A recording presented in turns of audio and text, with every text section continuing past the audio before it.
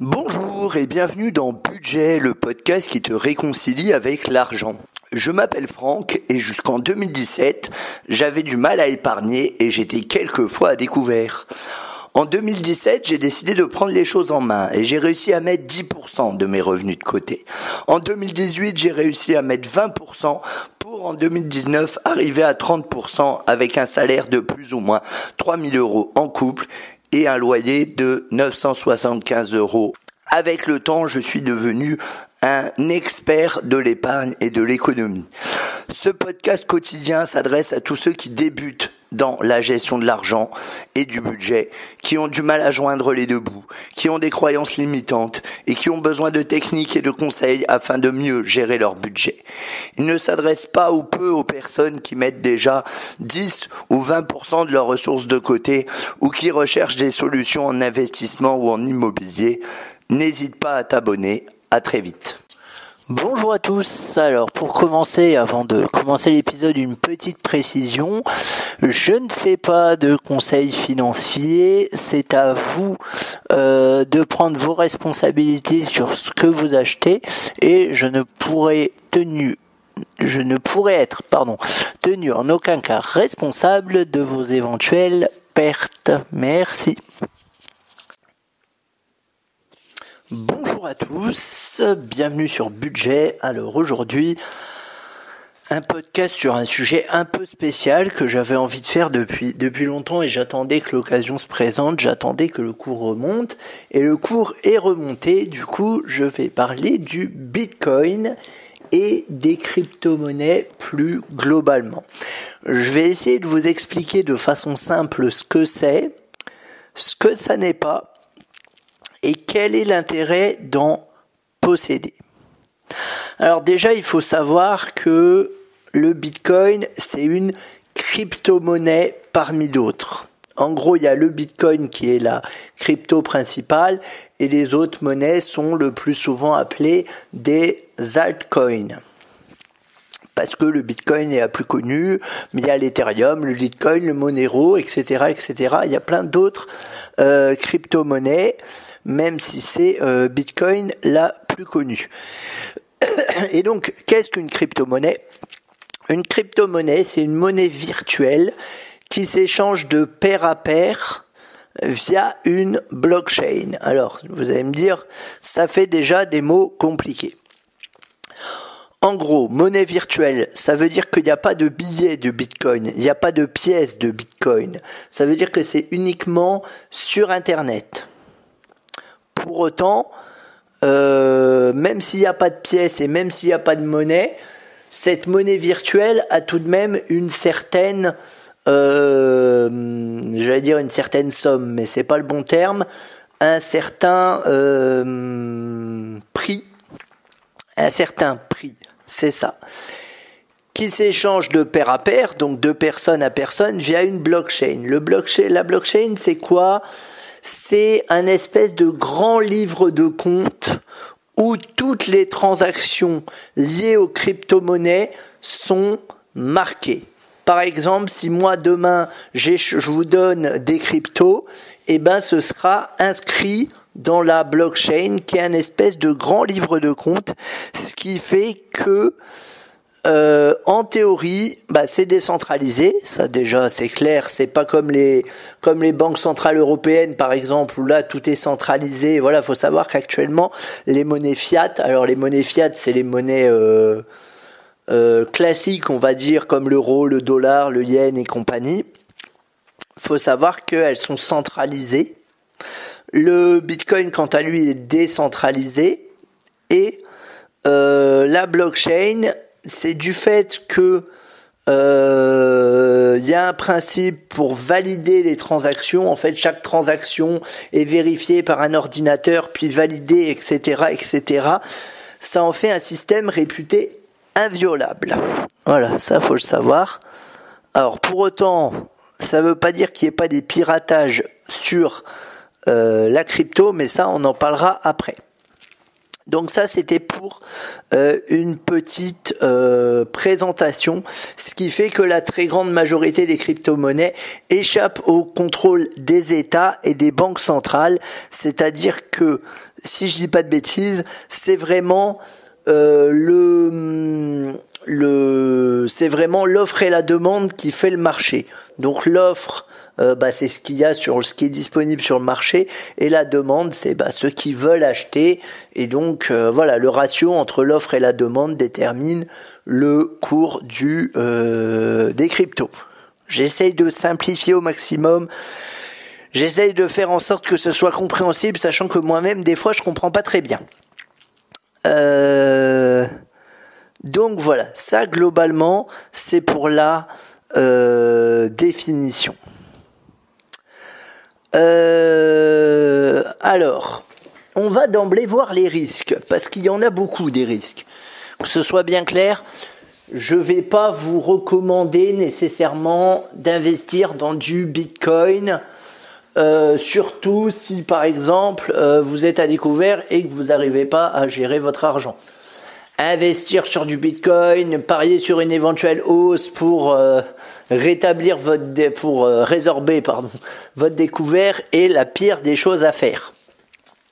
Le principe est très simple, et écoutez-moi bien parce qu'il est central, il est très frustrant, mais il est central.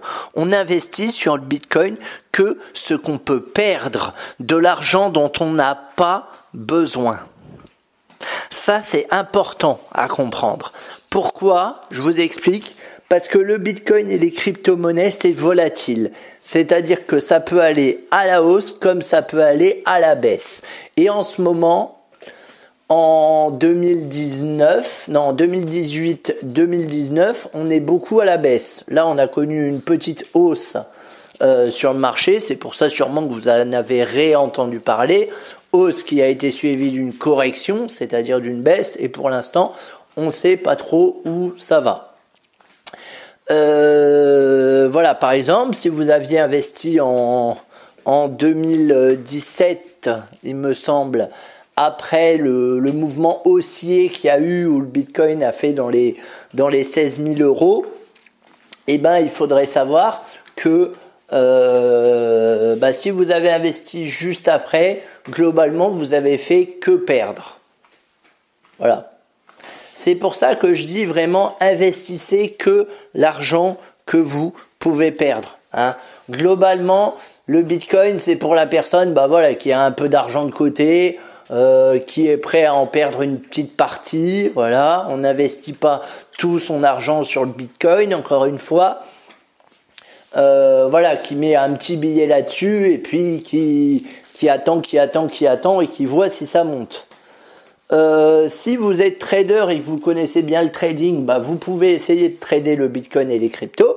Si vous n'êtes pas trader et que vous n'y connaissez rien, je vous déconseille de le faire. Ça c'est mon avis perso. Moi j'ai quelques crypto-monnaies, je les conserve bien précieusement et je les vendrai quand les cours remonteront. Tout simplement, il faut savoir qu'il ne peut pas y avoir plus de 21 millions de bitcoins en circulation et il me semble qu'on atteindra cette limite en 2140, il me semble de mémoire. Et en fait les bitcoins, pour finir là-dessus, les bitcoins sont minés, c'est-à-dire qu'ils sont fabriqués avec des ordinateurs, alors hyper puissants et tout ça. C'est très compliqué de miner du Bitcoin chez soi. C'est possible, mais il faut avoir des sous pour acheter la machine. Et il faut avoir un coût de l'électricité pas très cher parce que forcément, ça vous fait consommer beaucoup d'électricité. Donc voilà, le minage, ça a bien fonctionné au début. Maintenant, ça fonctionne moins bien. Et a priori, d'après ce que j'ai compris, ce sera de moins en moins rémunérateur. Donc le minage, je vous le conseille pas forcément non plus. J'en reviens à mon petit Bitcoin. Donc oui, voilà, ce qui est important de comprendre, c'est qu'il y a des risques. Il n'y a pas plus risqué que le Bitcoin, car la volatilité est très forte. C'est-à-dire que Vous pouvez faire plus 10% comme ça en claquant des doigts, mais vous pouvez faire tout aussi bien moins 50% comme ça en claquant des doigts également. C'est-à-dire que c'est très risqué. Tout simplement, je pense que vous avez compris pourquoi. Voilà, il y a des solutions moins risquées qui existent en matière d'épargne, plus conventionnelles également. Voilà, après c'est sûr que si ça explose, les gains sont potentiellement importants, surtout si vous avez investi au bon moment. Mais pour autant, il faut garder la tête froide, ça c'est très important, on y reviendra. Il faut garder la tête froide et il faut être réaliste et ne surtout pas mettre tout son argent dessus. Voilà. Après, à quoi ça sert le Bitcoin ? Déjà, il faut savoir qu'on peut payer en Bitcoin. Il y a des sites internet qui acceptent le Bitcoin. Il y a des cafés, des bars, des restaurants qui acceptent le Bitcoin. Dans Paris, notamment, il y a une rue qui est surnommée la rue du Bitcoin. Je ne sais pas où est-ce qu'elle est, mais en plus ça, j'y suis déjà allé. Je crois qu'elle est vers Châtelet, mais je suis pas. Oui, si, elle doit être vers Châtelet. Voilà. Et puis, donc c'est une monnaie aussi qui peut servir de réserve parce que c'est pas une monnaie qui est tenue par les États.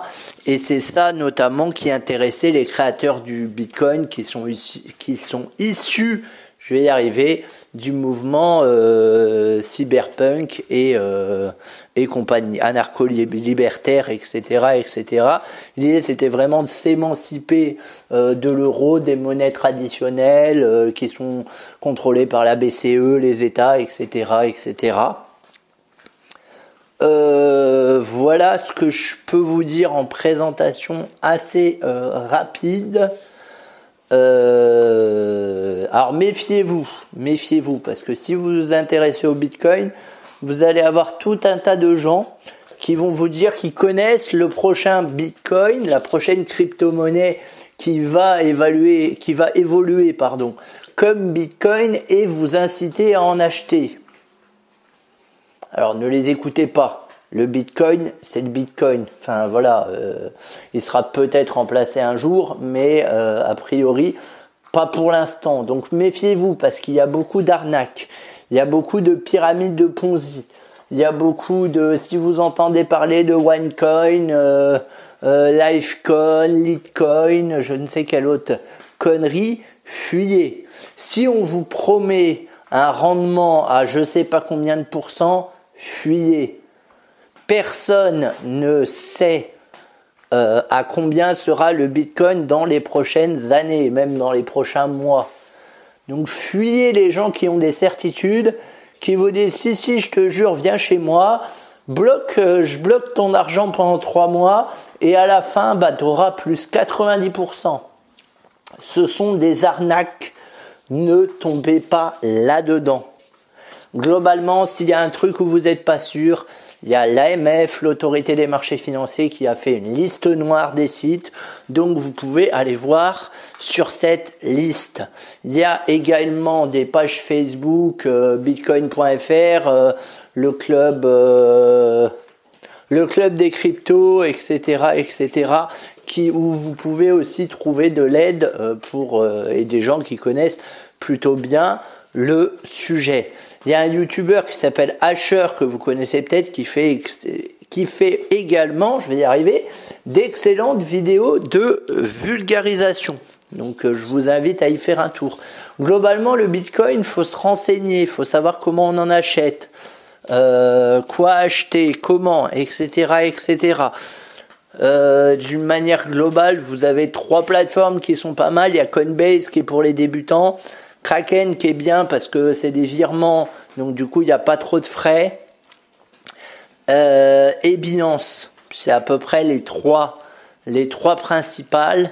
Mais encore une fois, soyez prudents, n'investissez que ce que vous pouvez perdre. Si le sujet vous intéresse, n'hésitez pas à me le dire en commentaire, en notant la vidéo et en vous abonnant, parce que j'ai pour projet de faire une formation pour vous aider à acheter vos premiers bitcoins et éviter de tomber dans des pièges, etc., etc. Vous montrer un peu la méthode pas à pas sur 3 exchanges. Donc les exchanges, c'est les places de marché où en gros vous pouvez acheter du Bitcoin et d'autres cryptos. Donc voilà, je voulais faire une formation sur ce sujet-là.